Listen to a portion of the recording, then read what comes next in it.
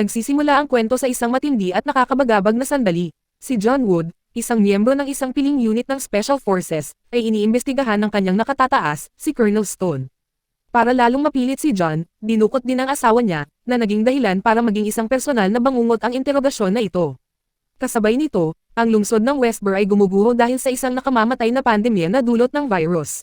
Sa populasyon na 5,000 katao lamang, 3,000 na ang namatay.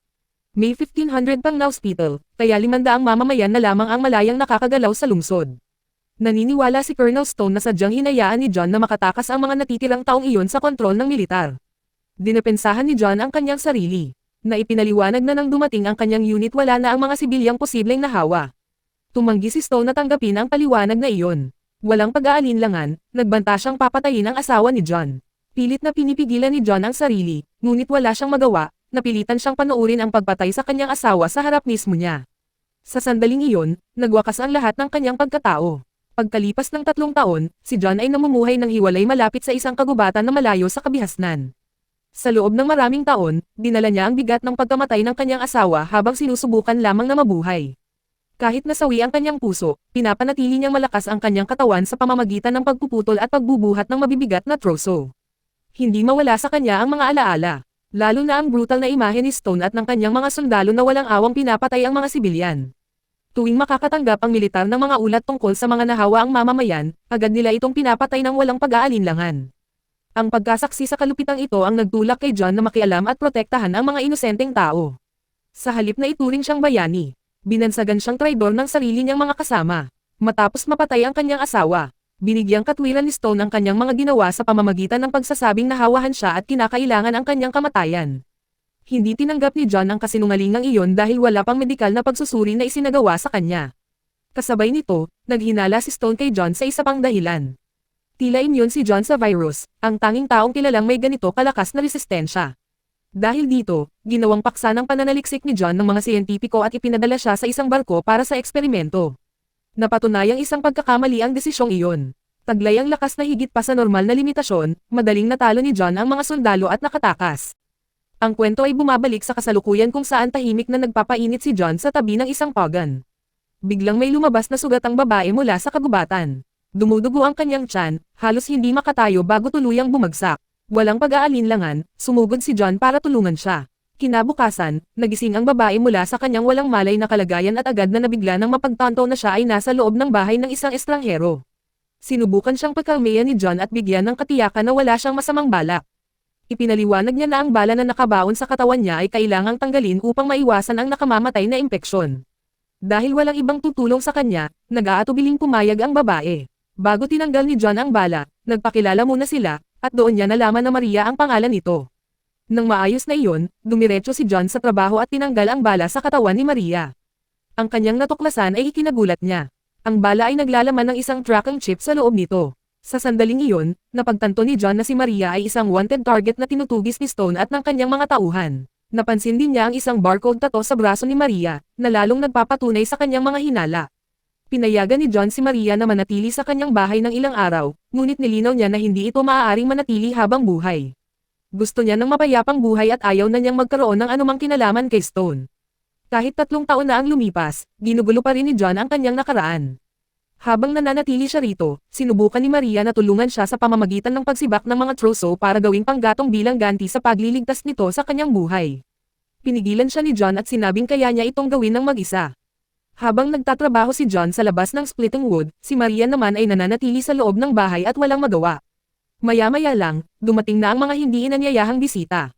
Isang grupo ng mga sundalong inatas ang sumubaybay sa mga nahawa ang mamamayan ang dumating sa bahay ni John. Noong una, hindi na sila pinansin, ngunit nang magpumilit silang pumasok sa loob, nagalit si John at pinatay silang lahat. Pagkatapos harapin ang mga sundalo, nagmamadaling bumalik si John sa loob para tingnan si Maria. Laking gulat niya, kumilos na ang babae. Binaril ang mga sundalo gamit ang sariling sandata ni John. Nang matapos ang lahat, isa-isang inihiga ni John ang mga bangkay. Sinundan siya ni Maria sa imbakan, kung saan siya ay natigilan nang makita ang isang malaking koleksyon ng mga baril. Ipinaliwanag ni John na ang mga sandata ay bahagi ng kanyang paghahanda para sa isang digmaan nang hindi sinasabi kung anong uri ng digmaan ang kanyang inaasahan. Nang magtanong si Maria tungkol sa susunod niyang plano, umiwas si John na sumagot at sa halip ay inabutan siya ni John ng basahan, sinabihan itong panasan ang dugong nakakalat sa buong bahay. Sa isang himpilan ng militar kung saan dalawang sundalong nagngangalang Granat at Frank ang naghihintay sa pagbabalik ng kanilang pangkat. Dapat sana'y babalik ang kanilang mga tauhan kasama si Maria, ngunit walang senyales na buhay pa ang mga ito. Sinimulan na nilang isaalang-alang ang pagpapadala ng isa pang unit. Kahit masama ang loob, hinamon ni Granat ang sarili niyang mga sundalo sa isang laban. Mabilis na nagiging malinaw na siya ay mas malakas kaysa sa inaasahan. Madali niya silang natatalo lahat. Di nagtagal, dumating si Paul at galit na kinwestiyon ang kanyang mga ikinilos.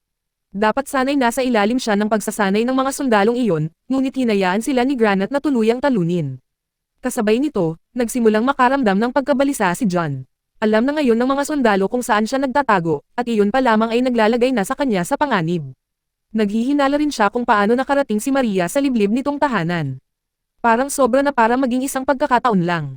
Gayunpaman, dahil walang ipinapakitang senyales ng pagiging banta si Maria, pinayagan siya ni John na magtagal pa. Habang tumatagal, lalong lumalalim ang kanilang koneksyon. Dahan-daang ang nagsalita si John at ibinahagi ang mga alaala ng kanyang yumaong asawa. Inaalala kung gaano kasaya ang kanilang buhay noon bago pa man gumuho ang lahat. Kinabukasan, sinimulan ni John ang paghahanda ng mga depensa, inaasahan na mas maraming sundalo ang darating kalaunan. Gumagawa siya ng kablihan para sa mga labanan ng Bar-Ilan, tinatakpan ang mga bahagi ng bahay, naghuhukay ng mga patibong, at naghahanda para sa isang labanang maaaring mangyari anumang oras. Pagkatapos ng mahabang araw ng trabaho, magkasamang naupo sina John at Maria at kumakain sa tabi ng isang maliit na apoy sa kampo. Sa kanilang tahimik na pag-uusap, sa wakas ay isiniwalat ni Maria ang katotohanan tungkol sa bakuna. Ipinaliwanag niya na siya mismo ang bakuna para sa virus. Nakatakas siya dahil alam niyang masasamantala ito samantalang ang layunin niya ay matulungan nito ang lahat ng pantay-pantay. Binago ni John ang lahat ng marinig niya ito. Biglang naging napakalaki ng panganib kaya napagdesisyonan niyang ayaw na niya itong tulungan. Nagmakaawa si Maria na pag-isipan niyang muli, hindi lamang para sa ikabubuti ng lahat, kundi para na rin makatulong sa paghihiganti sa kanyang asawa. Sa huli, pumayag din si John. Sa kaibuturan niya, alam niyang mayroon pa siyang hindi natapos na usapin sa mga taong nagtaksil sa kanya at kumitil sa buhay ng kanyang asawa. Sinimulan ni John na ihanda ang mga sandatang kakailanganin niya. Habang naglilinis ng sandata, nagtataka siya kung paano naging mahusay si Maria sa paggamit ng baril. Inamin niya na kabilang sa kanyang nakaraan ang armadong pagnanakaw at isang dekadang pagkabilanggo. Kinabukasan, magsisimula na sila ng training. Tinuruan ni John si Maria kung paano bumaril ng may layuning pumatay, isang bagay na hindi pa niya nagagawa noon. Hanggang ngayon, baril lang ang gamit niya para takutin ang mga tao. Nang araw ding iyon, isa pang grupo ng mga sundalo ang dumating sa bahay ni John.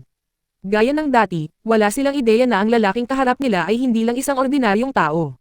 Nang pumasok si John sa bodega, palihim siyang sinundan ng mga sundalo, sa pag-aakalang hindi niya namamalayan. Mali sila, naghihintay na si John. Nagpaputok siya at nilipol sila, na agad na ikinamatay ng dalawang sundalo. Nataranta ang huling natitirang sundalo at banihag si Maria, sa pag-aakalang mag-aalangan si John. Sa halip, walang pag-aalinlangang tumugon si John, at pinatamaan ang binti ng lalaki. Nakawala si Maria, at paglabas ni John ng kamalig na nakabunot ang kanyang pana, agad na napatay ang sundalo.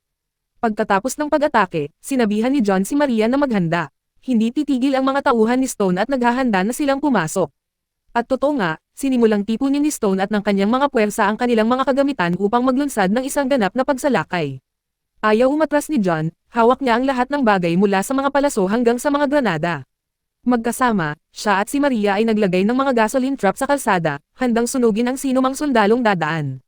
Lubos silang nakatuon sa nalalapit na laban. Pininturahan ni John ang kanyang mukha, ginagawang isang mabangis na figure, handang makipagdigma. Pagkatapos noon, inutusan ni John si Maria na magigib ng tubig, dahil alam niyang magiging mas matindi ang sitwasyon. Ngunit nang marating ni Maria ang ilog, biglang sumulpat ang isang pangkat ng mga sundalo at tinutukan siya ng kanilang mga sandata.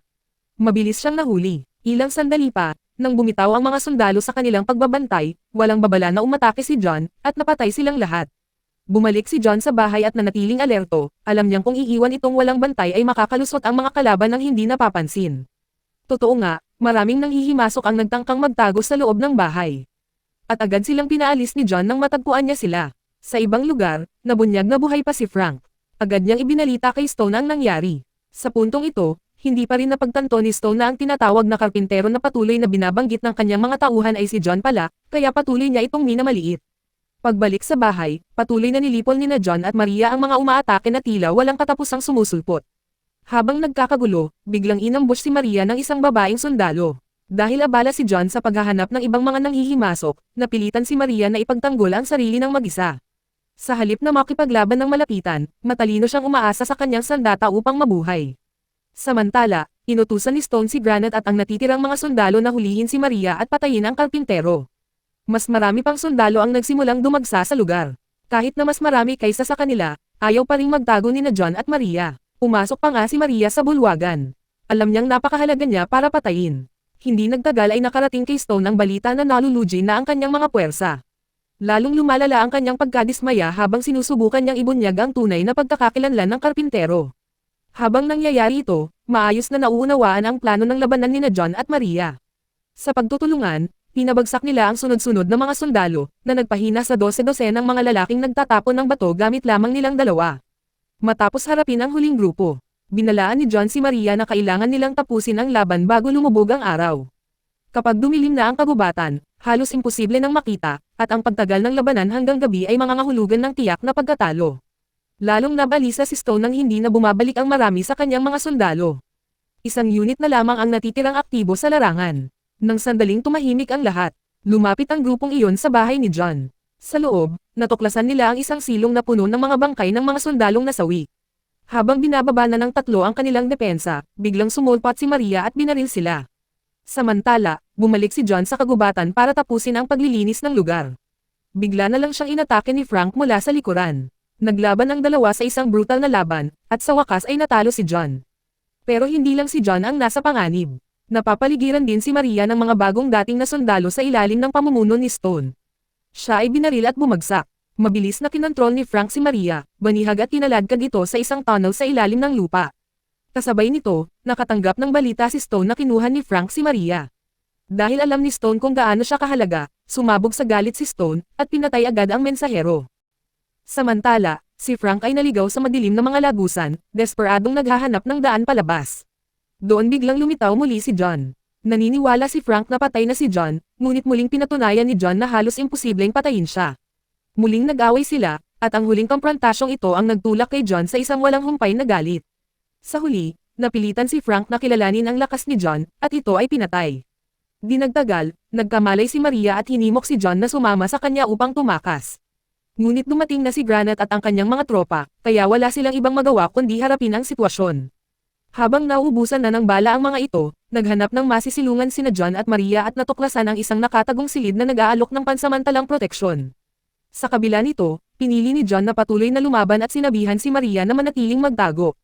Nag-alangan pa siya noong una, pero wala nang ibang pagpipilian. Naghahanap si John ng landas pabalik sa ibabaw, nahihirapang tahakin ang kadiliman sa ilalim ng lupa. Nang sa wakas ay lumabas siya.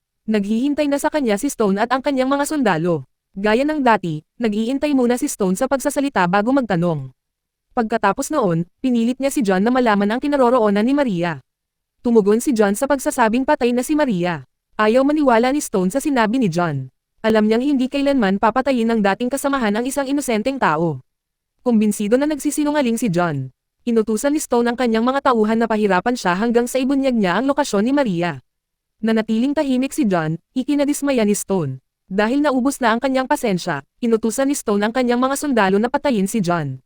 Sa halip na tumigil, pinukaw ni John ang galit kay Stone, kinukutsa siya at hinamon na lumaban ng mag-isa. Tinanggap ni Stone, tiwala na masyadong mahina na si John para mabuhay. Dahil sigurado si Stone sa kanyang tagumpay, minamaliit siya nito. Muli, pinatunayan ni John na mas mahirap siyang patayin kaysa sa inaasahan ng sinuman. Nabuwal ang mayabang na koronel at sa wakas ay namatay si Stone. Ang pagkamatay na ito ay nagbigay pa kay Granite ng kakaibang sandali ng pasasalamat, na matagal nang gustong pamunuan ang unit ngunit sa sobrang hirap na dinanas ni Stone. Gayunpaman, napagpasyahan niya na hindi pa rin maaaring pahintulutang mabuhay si John. Nang malapit ng barilin si John, biglang sumulpot si Maria na may hawak na 2 granada. Nagbanta siyang pasabugan ang mga ito kung sakaling mamatay si John. Pinili ni Maria na isuko ang kanyang sarili kay Granite sa isang kondisyon, na dapat maligtas si John. Pumayag si Granite dahil si Maria ang tunay na premyo. Dinala si Maria at walang magawa na pinanood ni John ang kanyang pagkawala. Sa sandaling iyon, tahimik siyang nangako na hahanapin at ibabalik siya. Isang flashback ang nagpapakita kung paano nag-donate si Maria ng 3 maliliit na vial ng kanyang dugo. Sumulat din siya kay John na hinihiling dito na ibigay ang dugong iyon sa mga taong lubhang nangangailangan nito. Dito nagtatapos ang kwento, salamat sa panonood kaibigan.